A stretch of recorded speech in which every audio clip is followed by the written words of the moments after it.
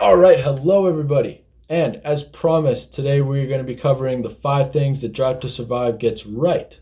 So we're just going to jump right into this.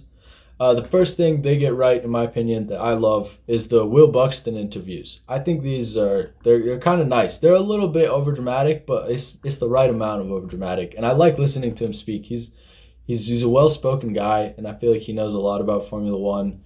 And as a United States fan, I guess we had him on Speed. That's where he started, and then Speed kind of died, and we all as a country, I guess, moved over to Sky.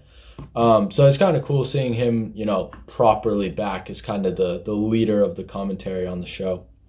Then the second thing that they get right is the team reactions. This is kind of cool because it's something you see a bit, but it's not something that you really, really see. And I feel like Drive to Survive really covers, how the team is reacting to each driver, to what's going on. You really get to see, a lot of what's happening, and you get to really focus on people in the garage that you probably wouldn't notice on TV.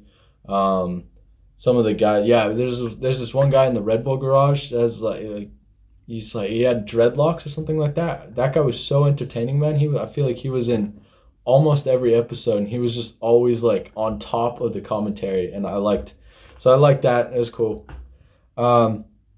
The next one is they have better midfield coverage than Sky, and I think this is kind of easily accepted fact. If you looked at what Sky covers throughout the season, it's almost always just focused on the top 6.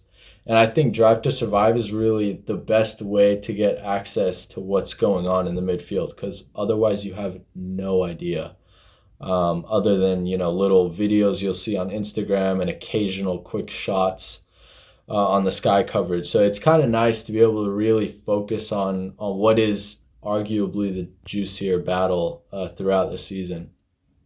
And then the fourth thing they get right is the driver debrief footage. I kind of like this. It's just the moments when they'll have the team principal talking to a driver maybe before a race. They had debriefs with Albon, with Gasly, which were nice. In the first season, they had debriefs with Romain Grosjean as well, after some of the mistakes that he made throughout the season. And so it's interesting because you kind of get more of an idea of what's going on. It's most of the time after a Grand Prix, when broadcasters are asking questions and reporters are asking questions of team principals, they're hesitant to answer.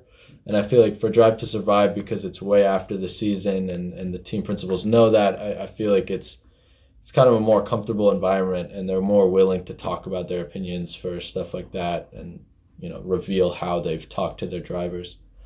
And then the fifth thing that I really like is the view into the driver helmet. So this is kind of like a view almost positioned where I have the camera right now, just kind of right here, and you'll have the driver in their helmet, and this is an awesome representation of this. But they'll have the helmet on, and they kind of, the way they have the camera set up, you can see into their eyes through the visor. I think that's so cool. I mean, it kind of gives you a kind of look into how they're feeling when they're in the Grand Prix, and you can see a little bit of fear, a little bit of excitement and panic, and all this stuff just kind of expressed through their eyes. And it's a cool shot that I don't think I really see it all on the Sky broadcasting. So yeah, I think that's really cool. It's a really exciting shot, and so I like that they have that. I don't know if maybe they own the camera rights to that or something like that, but that would be cool. It's a super cool shot.